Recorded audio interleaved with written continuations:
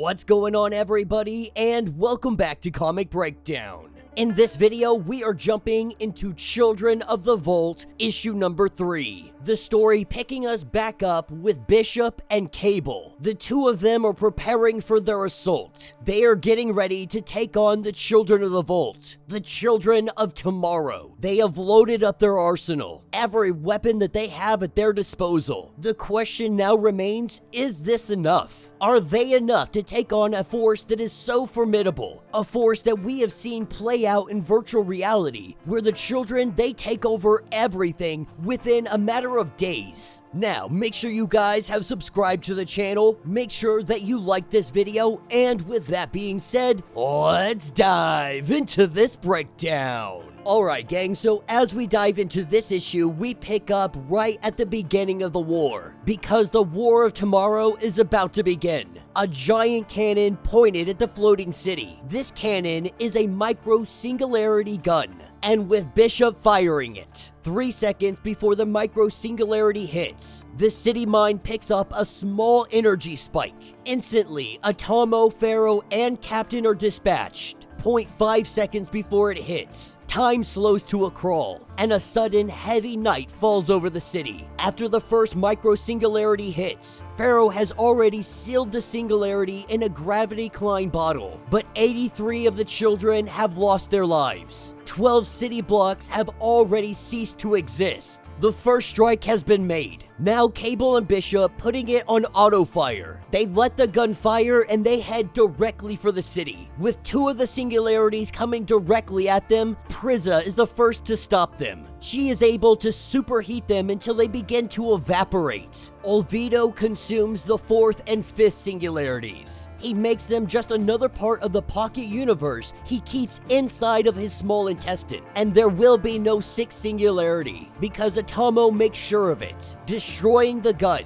And in the floating city, that is where we have Captain, taking down the transport that Bishop and Cable are riding on. And Captain cannot help but laugh at the fact that they only sent 2 mutants, that there are a million of them in this city. Why would they attempt such a suicidal attack? But Cable's got something up his sleeve, a surprise that awaits them. And when Captain turns around, what he sees is the entire army of Stark Sentinels and the original Sentinels as well. They arrived at the City of Tomorrow, and they are laying waste. Orchis is here, and this is all part of Cable's plan. You see, 3 hours earlier, at the Reforger, rebuilt by Orchis, it didn't take much for Cable to get Orchis to go to war. The night before, Cable had planted some carefully designed paranoia. He did this in the mind of a mid-level Orchis scientist. After detecting a security breach, judgment being compromised, thought quarantine being initialized, they go into automatic war protocol. From this point forward, decision-making power is given over to a giant, senseless brains engine,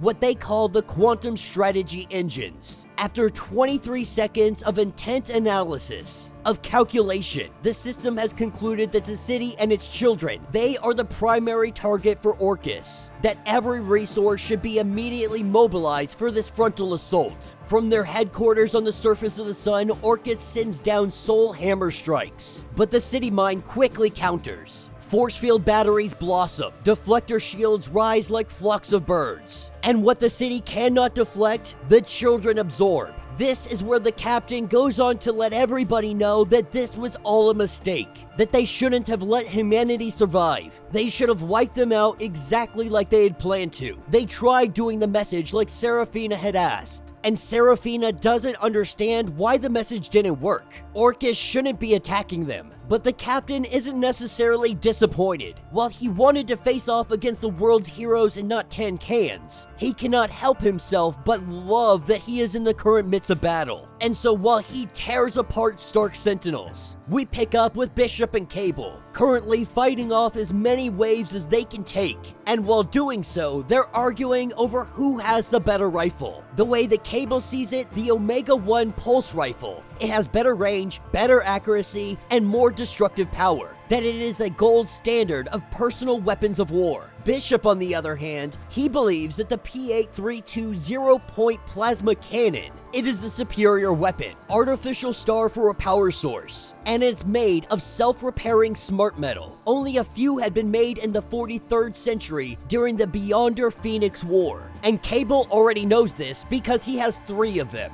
And he still argues that his rifle, the Omega-1 pulse rifle, is the better weapon, as we have one of the children running in on Bishop, a blade in his hand, the function of his will. Its edge is honed in 2 dimensions. With one blow, he can slice atoms, slice through space-time, separate the strands of DNA. But before he can even reach Bishop, we see him go up in flames. Cable proving his point, at least to his eyes, that the Omega-1 Plus rifle is the better gun.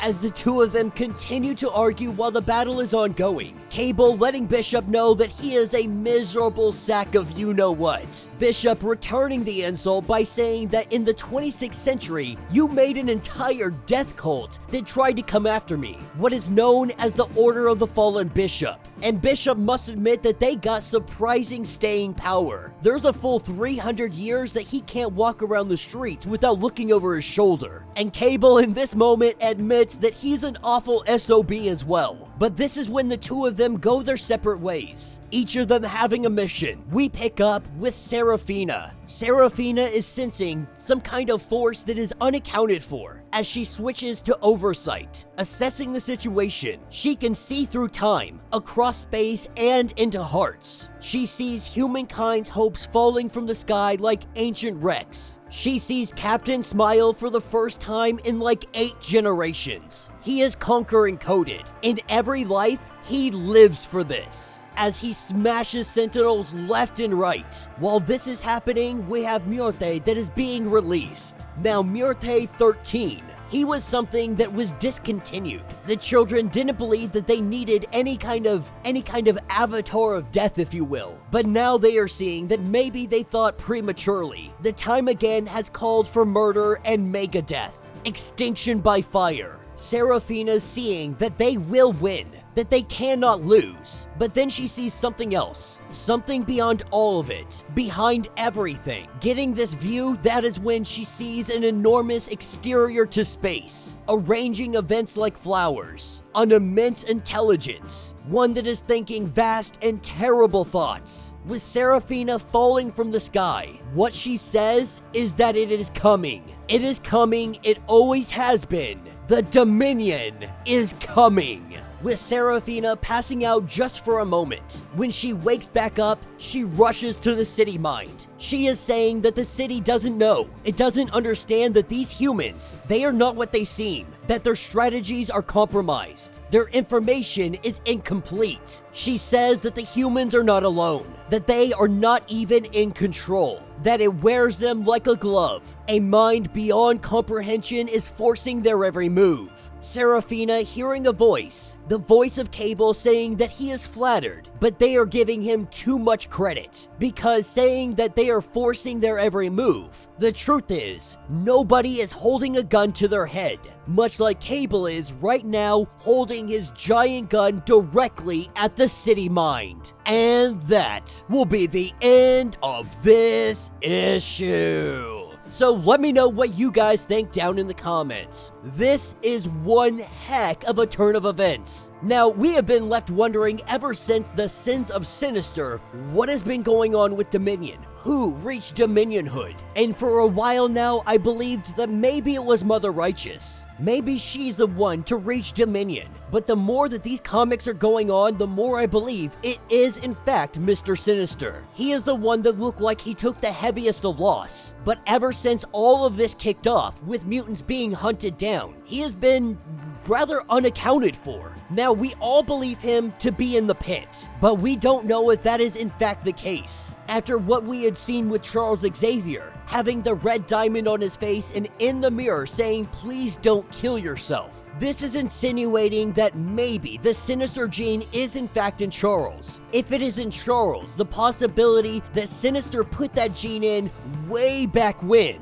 This means that it is possible everybody has the Sinister gene. And when it comes to Cable and Bishop, that looks like it's the case. But this could be something more. Maybe whoever reaches Dominionhood is manipulating events so that things go exactly according to plan. The truth is, the Children of the Vault must be taken down. Whoever is in Dominion, they know this. Mutant kind, they know this. The Children of Tomorrow are the biggest threat that currently faces all of humanity, and so they are a piece that has to be taken off the board. And this makes me wonder why the message didn't work. Those with the Sinister gene, they might not be able to be affected by the message. Now, Cable is strong enough to be able to hold off the message. Bishop, on the other hand, he is nowhere near the telepathic power that Cable has. His power set is energy absorption, and we could argue that Cable is protecting Bishop, using his power to protect both of them. But what if it is the fact that there is a Dominion out there, manipulating the situation, the Sinister gene maybe not allowing people to be affected by the message? This ending definitely left me with so many questions, but one thing is certain.